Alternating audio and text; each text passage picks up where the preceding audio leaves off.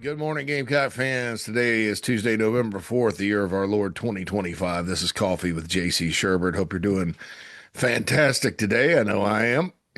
It's crazy enough. I'm excited about the start of men's basketball season. And I guess I am like many of you out there, and with all the frustrations with football, talking to a lot of my buddies and people that have a stake in Carolina football. There's just a lot of shock out there right now.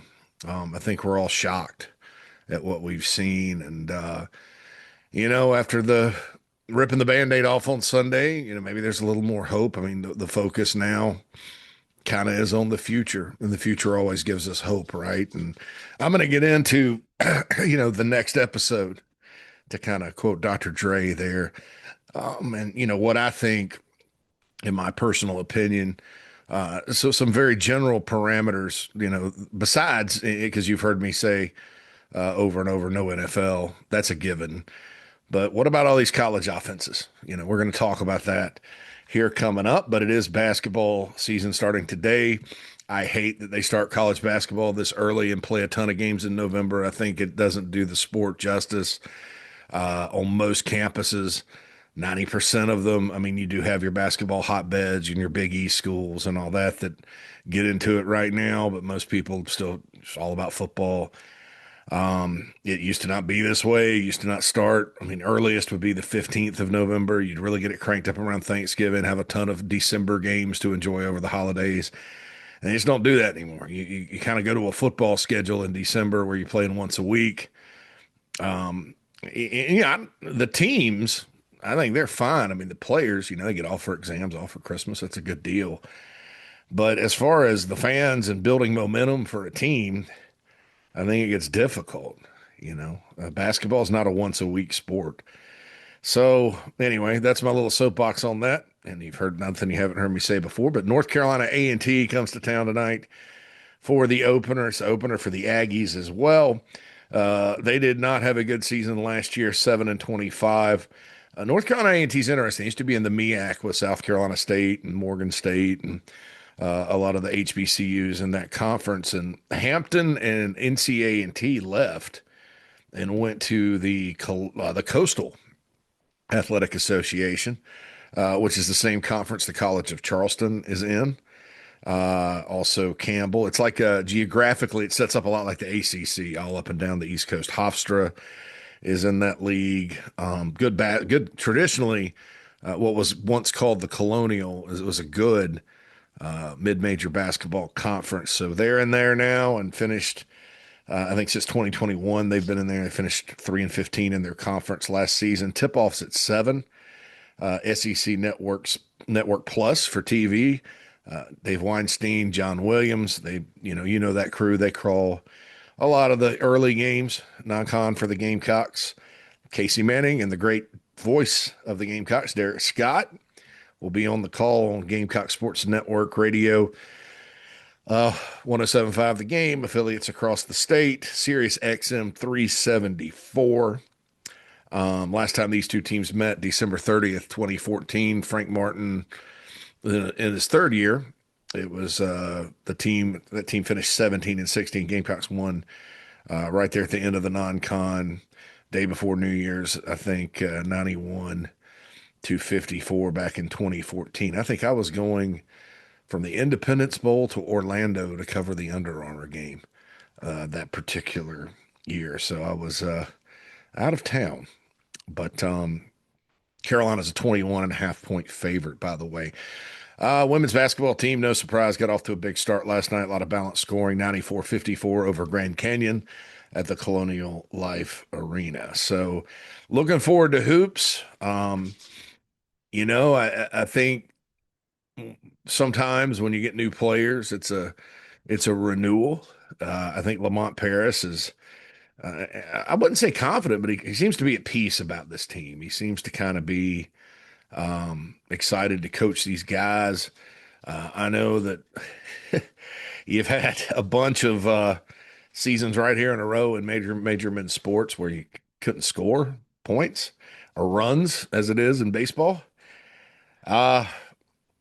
although baseball had bad pitching, so they did score some runs, some games. But it's one of those things where fans in basketball, you like to see the 3-pointer, you like to see the points, you like to see scoring.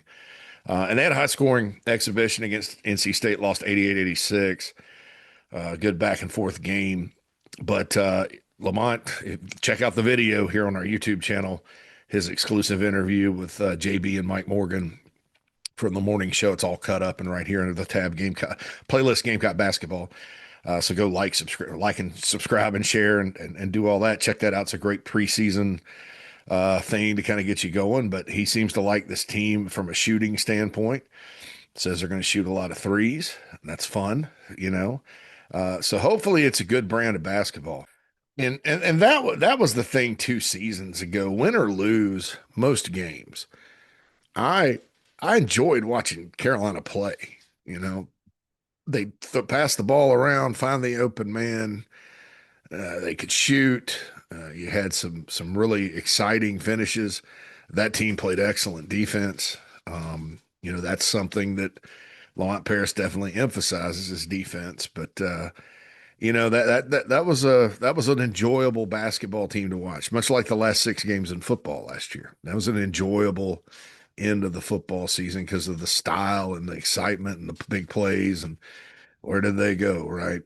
But hopefully they get back to that. And I'll continue to say the Lamont Paris brand style of basketball with his system. And he mentioned this in the interview, which I thought was kind of nailed it. He mentioned that in basketball, when you have not been to the tournament a lot in Carolina once in 18 years before 2 years ago, granted it was a Final Four, but it wasn't sustainable. A lot of these kids nowadays, they've never even seen Carolina in March. So it gets hard to recruit. It's hard to recruit in basketball for a number of reasons. Not as hard in baseball and football, nor in women's basketball where you're packing the house and winning championships and got Dawn Staley on the sidelines. It's a challenge for these guys. And I don't care who the coach was. It's not just add coach, get players in that sport. But what he said, so he's like, how do we do this? How do we get it going? Well, you recruit players that fit what you do, that are good at doing what within that system. You can't just recruit guys. Oh, well, he listens and knows the rules of the offense and he's a bricklayer. You got to be able to shoot and things like that. And so, which is good. It's a good strategy in the SEC because you do have a lot of teams that are immensely talented athletically, basketball skill wise, maybe not so much. That's just how this league is. So you're kind of with him, you're kind of zigging when others are zagging, and I think that's a smart approach as long as you get the players. They didn't have the players to do it last year. Those guys were kind of like a lesser SEC style team roster wise, and it showed. 2-16. Seemed like when they did run and play discipline within the system, they either gave really good teams games or won the couple times they won, Texas and Arkansas. But that's kind of what went wrong. I mean, it's not that Zach Davis and Nick Pringle and those guys aren't good players. They landed in good spots, but it was that was the challenge last season. And I'm not blaming them. I mean, as a coach, you have to know that going in, right? So everybody was to blame for last basketball season. However, and you kind of knew it from the loss to North Florida in the opener. Don't lose tonight. I mean, that's probably a good message there. But this year Lamont seems more at peace. I've heard that from contacts. I really think that Eli Ellis and Michi Johnson and Kobe Knox in the backcourt, and then you got Miles Studi still there to provide leadership. One thing Lamont did say in the interview was that Miles Studi and Michi Johnson are number 1 and 2 in the SEC in minutes played, returning as minutes played in the SEC. So you got 2 really experienced guys there. Hubbard from Mississippi State's right there at third. Gosh, I thought he would be gone. Carolina plays Mississippi State usually twice a year. I haven't looked at the schedule this season or memorized it yet, so I don't know. But usually they play them twice. So hate that Hubbard's back. That's going to be a pain in the butt. But you know, so that gives you hope. The bigs, Mike Sharmjans, Mongolian Mike, obviously is a player they like. Cam Scott's improved. They got a pretty good backcourt. Um, but what's important, I think, is to get through. It's not the most difficult pre-conference schedule. Butler, Northwestern, Virginia Tech, Clemson, those are going to be your four to kind of get the quad two, quad three, quad one type wins. Everything else is probably quad four. Although Southern Miss, you never know in the Sun Belt, but it's just one of those things where I'm looking forward to seeing it and encourage everybody. And there's a little bit more of excitement out there for basketball, just I think really because of football. But all the time, new seasons bring hope. So on to football. We talked about Shula and why that didn't work. We talked about yesterday Beamer and his future. So let's focus on what needs to happen to fix this thing on offense. And I'm not saying everything else in the program's perfect as far as performance on the field, which is fundamentally what all of y'all care about. You kind of take the other stuff and formulate an opinion, talk about it all off season, which really ticks me off again because and I'm not ticked off at anybody. It's just disappointing because this season, and we talked it to death, and we talked and talked and talked and talked and talked, and it got here, and the first two games, there were some signs, but they were wins, and then you get to the Vanderbilt game, and it's like, well, Sellers was hurt, and then you go to Missouri. Well, Missouri's really good. Well, then Kentucky they win, but that's when really things started to kind of.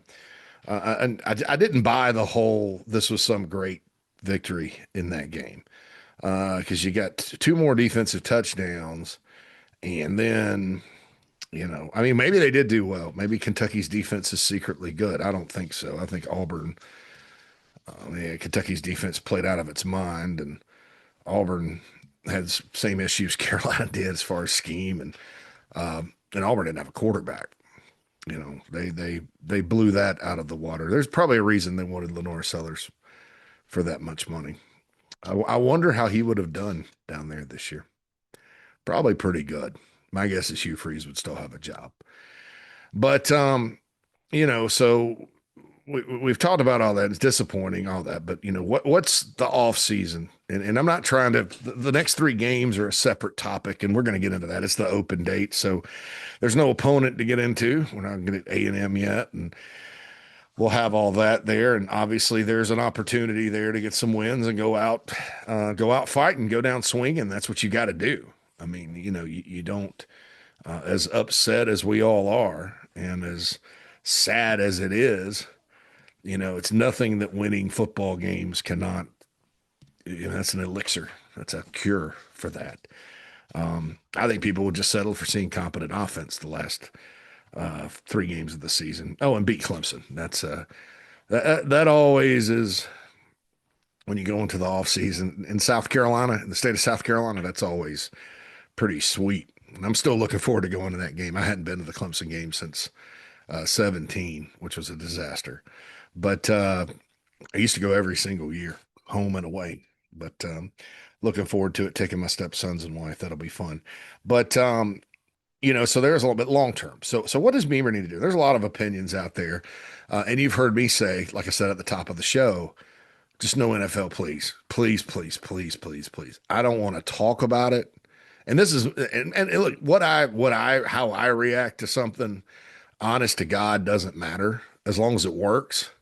And I'm the type too. I'll give everybody a chance. I feel like my job when some of these hires are made is to explain why it can work and why it can't work. And it's like I said over the summer about Mike Shula, because everybody was just, or me myself included, talking about accelerating the positives. And look, I said I didn't think they needed some grand, beautiful coaching scheme to have success on offense this year because of Sellers and because they didn't really have one last year, and toward the end they were fine. And there's a play for every defense that you can do. If you spy Sellers, you expect there's pretty simple counters to that, right? I don't know, why is there not a counter to it right now? Otherwise, everybody would do that every game to every player. So, um, so anyway, heading into the season, but I did say this, and it probably got lost in the shuffle. I did say this. I think I said it on Big Spur. I think I said it here too. It's like I know Mike Sheila can coach quarterbacks. What I don't know is if he's a good play caller or not. I said there's just not a lot of track record in college there. Little did I know that happened, but it is my job. No matter who gets hired, if they go back to the NFL, well, I'll do some research and try to explain why.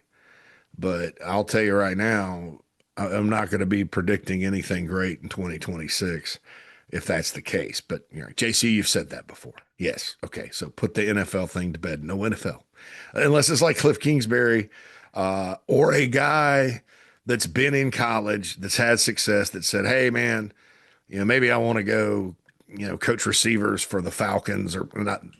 I don't know who the Falcons receivers coach is. So just, or some NFL team. And, oh, I really miss calling plays. And he's got this badass offense from back in the day at whatever school, even the lower levels, which I think there's a lot of opportunity there. If you look at the lower levels and kind of how things have gone. But what does this need to be? You've heard me say I like Indiana's offense a lot. I don't think Mike Shanahan up there, it's crazy because it's an NFL name. Again, he's not related to the Shanahans of the NFL. But it puts defenses constantly in conflict. Last year, Indiana wasn't as good on the line of scrimmage, and I kind of crapped all over them. Maybe that was the Gamecock in me, but I didn't think they were I think they were a function of schedule, just from a talent standpoint. This year, they're more talented, and it shows. And then you dig into their scheme. It's constantly putting the defense in conflict. The line, how they coach the offensive line, it's beautiful because the players just know it. They have it now. They're not doing anything complicated. They're coming off the ball. They do the double teams. They do whatever. I mean, it's a thing of beauty. And that's why they blow people out because defenses. I mean, I was watching one of the touchdowns against Maryland. It was on Instagram. Coach Dan Casey, thank you very much. Quarterback draw. Mendoza goes right at the middle, untouched. The dang Maryland defense shifted. They had the play read completely wrong, and he's wide. He literally has an offensive lineman trucking down in front of him. He even stopped before he got in the end zone and patted his offensive lineman on the back. That's not Indiana blowing them off the ball. That's putting that's the defense guessing wrong. I mean, so that's the bottom line there, man. I mean, it's a beast. It's tough to defend. Ask Oregon. Ask Oregon about that. You always have, well, JC, they have one of the best quarterbacks in the country. Yeah, they do. And he's a winner and all that. But that's what, you're going to have that regardless. So what you want to do is put said quarterback, the winner, in position to win.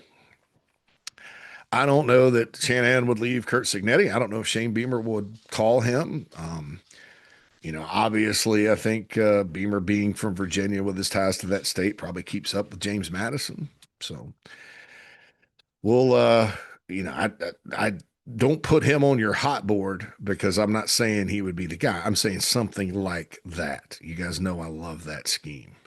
And I love a lot of other schemes as well. You look around, obviously what Georgia Tech does is really good. Everybody talks about North Texas, but the head coach is calling those plays, Eric Morris. He's from that like Ben Arbuck, like the Mike Leach. The Mike Leach tree has exploded, and there's all these different variations. There's Western Kentucky. There's the Lincoln Riley tree. I mean, there's a lot out there, but that's the whole thing with that. So I think that I think that there's all these air raid variations you could do. But what does it need to be? There's 3 words, and then there's 7 reasons I laid out that are specific aspects that fit this criteria that are currently existing within the program, the University of South Carolina program. That I believe, you have to You have to check these boxes, and it's ACF: aggressive, creative, and fun. Okay, that's aggressive, creative, and fun. And there's tons of systems and offenses around college football, play callers that fit that mold exactly. Those are the good ones. Most of the name an offensive coordinator in college football who's good, whose offense is not aggressive, creative, and fun. Zero. They're all aggressive, creative, and fun. I mean, you look at the top 10 teams in college football: Ohio State, Brian Hartline. That's aggressive. They have all the talent in the world, but their offense is aggressive, creative, and fun. They let their players go make plays. I mentioned Indiana; they're second in the country. Texas A&M runs the old Kansas State stuff. You look at it; it's aggressive, it's creative, it's fun. Alabama goes without saying. I think Mike Bobo's offense is aggressive, creative, and fun most of the time. Oregon, Will Stein goes without saying. Ole Miss goes without saying. BYU goes without saying. Texas Tech goes without saying. Notre Dame and Mike Denbrock goes without saying. You got Oklahoma at 11th. They're aggressive, creative, and fun. Keep in mind, it doesn't always mean you're going to score a bunch of points. Virginia runs the old Clemson offense: aggressive, creative, fun. Steve Sarkisian at Texas, same. Louisville's 14th. Jeff Brom. If you look up aggressive, creative, and fun offense in the dictionary, there's a picture of Jeff Brom. Go back, search his history. Look what he did at Purdue. Vanderbilt, we know that. Georgia Tech, we know that. Utah's installed this really nice spread of offense. It's aggressive, creative, and fun. You really have to get down to Miami, and I don't know that their scheme is not aggressive, creative, and fun. Shannon Dawson doesn't seem to like. He kind of got into it with Mario Cristobal the other day. So maybe you could take them off the board. Missouri's after that. Southern Cal's after that. Michigan hired a new kind of spread guy. Then Memphis, yes. Tennessee, yes. Washington, yes. Cincinnati, yes. So most of the top 25 offensively is aggressive, creative, and fun. So why do you say that? Aggressive, creative, and fun. Well, there's seven reasons. Seven reasons here. Look at what South Carolina does on defense. Clayton White, that scheme. What is it? It's aggressive, it's creative, and it's fun. Look at how much fun the defense has when things are clicking. Look at last year's defense and how much fun they had and how exotic it was sometimes, and how they just lined their guys up and makes plays. Is it perfect? No. Are there things within this defensive scheme that teams are able to hit big plays on, passing and running? Yes, that happens. But that's a lot of defenses. Brent Venables' defense is like that. But it's aggressive, creative, and fun. And again, I'm not talking about execution and the bottom line. You got to kind of expand your mind with this here a little bit. This is philosophically. You may have an aggressive, creative, and fun offense and have a bad day and score 6 points. That's just how it is. So there's that. In defensive side of the ball, all 5 years, aggressive, creative, and fun. Special teams. I know people miss Pete Limbo. We got into that yesterday. I think Joe DeCamillis does a fine job. The drop kick the other day baffled me. I don't know why they did that at the time. The head coach has a lot to do with special teams as well, but it may not always work, right? But it's aggressive, creative, and fun. Special teams at Carolina, aggressive, creative, fun. They emphasize it. They do a lot of different things, do a lot of different looks. Let's look at the strength staff with Luke Day and Chip Morton and those cats. Jamil Wright. I can't say anything about that other than it's been effective. I screwed that name up too. It's Jamil Walker. That's why I paused there. I'm sorry. I should have known that. His son's Julian Walker and a player Carolina's trying to flip. Jamil Walker, who's also done a fantastic job helping Jordan Dove with the D line this year, man. Those D tackles continue to play their butts off and overperform, in my opinion, and they're getting better. So he's a valuable part. But the strength and conditioning program at Carolina, every player that comes in that's new from another school or a freshman, they all talk about how way different it is. And it works. We can say some things about the O-line guys, maybe not maybe looking a little out of shape, but the rest of the team's in plenty good shape. Injuries outside of the O line at times, but nothing. I mean, nothing too serious outside of Case and Henry. I mean, um, Carolina's been pretty good with that this year. A little more than last year, sure, but it's been pretty good. But guess what it is? It's aggressive, creative, and fun. The culture that Shane Beamer talks about a lot, the resilience, guys like Derek Moore, and like Luke Day I mentioned, and the off the field leaders of the team, and what they do for team building, and the constant emphasis on competition in the building, and all the things that go into team building and things like that, which you have to have nowadays because you're bringing in new players from the portal and all this good stuff. It's aggressive, creative, and fun. That's why they recruit well, because of that part of it. It's aggressive, creative, fun. That appeals to young people. It appeals to young people. Practices at South Carolina. Now there's some things about practices that we don't go. We don't go.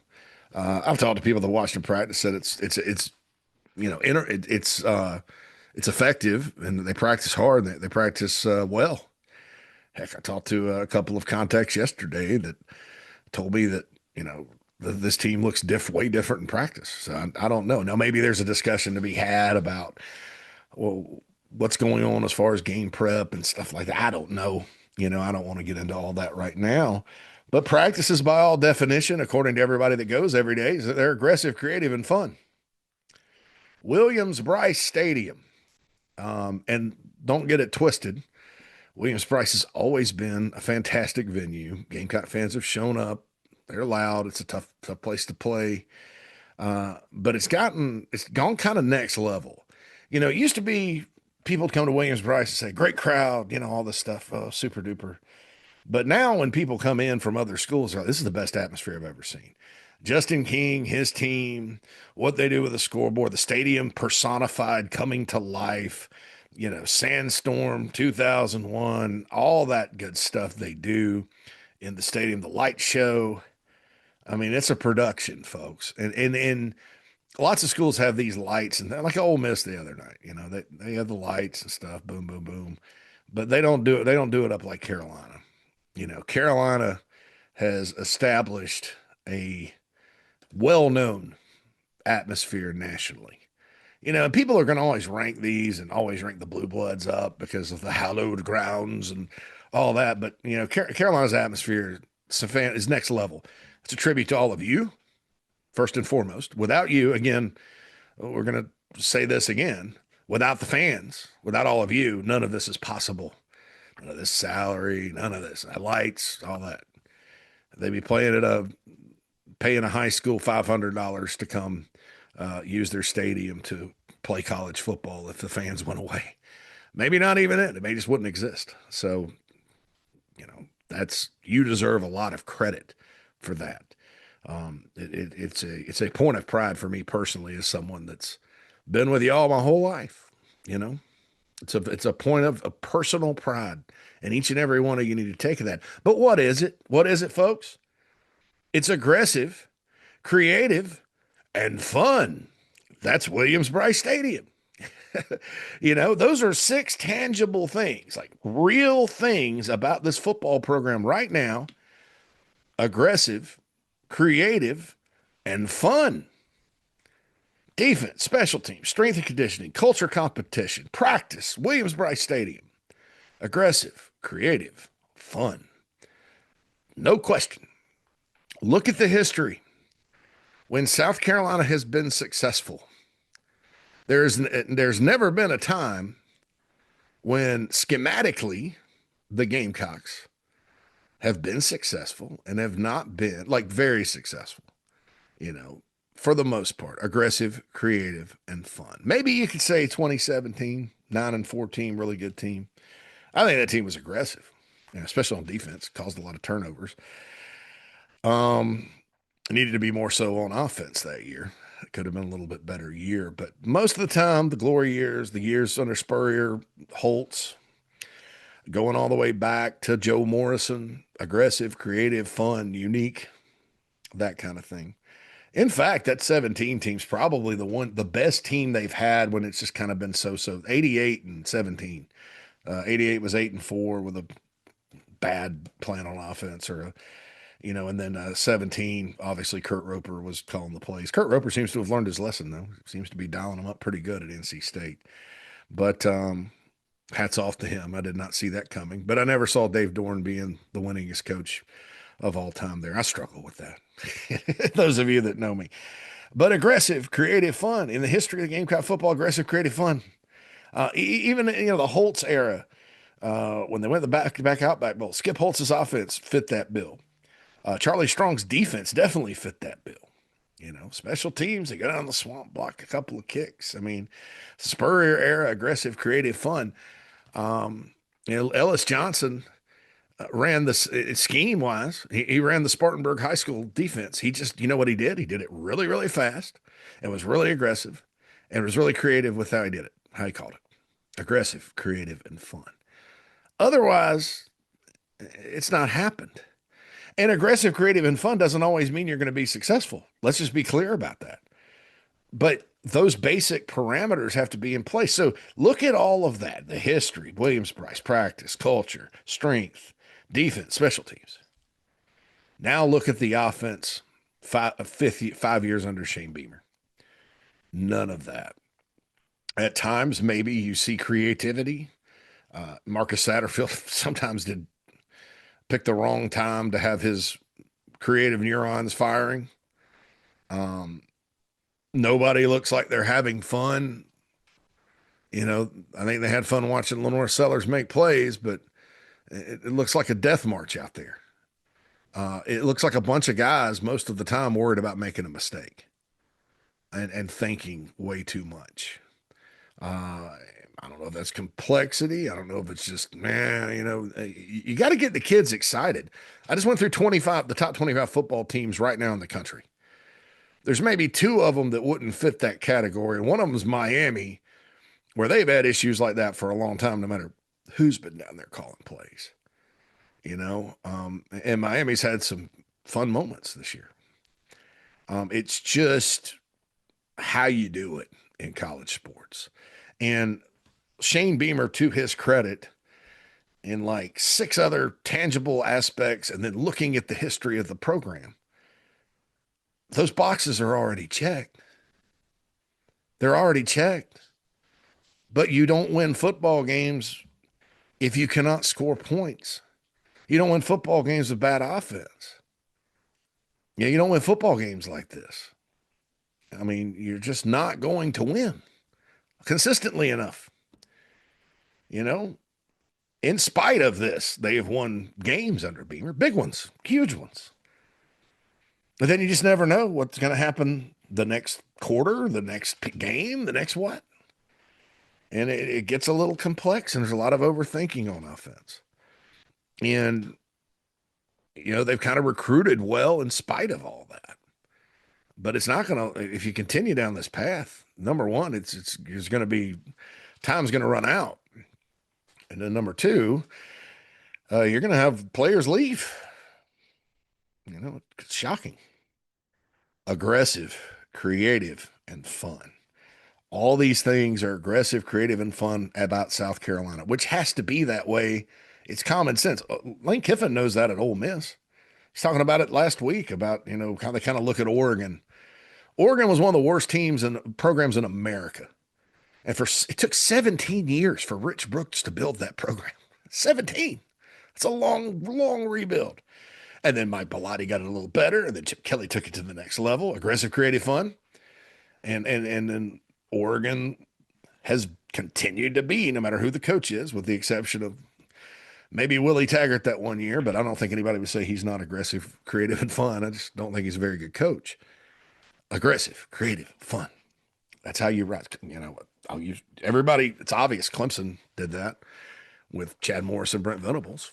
Changed the whole thing, right? So that's what you got to be. That's what I feel like Carolina, if you ask me right here real early, what are the absolutes and what do you look for out there in an offensive scheme? Aggressive, creative, and fun. Preston Thorne, Mike Morgan on the morning show. It's Terrible Tuesday. Mad Dog and I will be back. Nana Sports Chat Box. Lots of other talk. Probably dig into basketball a little more since the Gamecocks open tonight at 7 o'clock against North Carolina A&T. Don't forget Sports Talk with Phil Kornblut streaming on the Chief Sports app. Tomorrow's Wednesday. A lot of big things. Late night Gamecock show. Also, tailgate talks and a full slate on Wednesdays always. Here on Chief, check out thebigspur.com for continuing coverage of the Gamecocks athletics. See you later. This is JC Shurburtt's Coffee. JC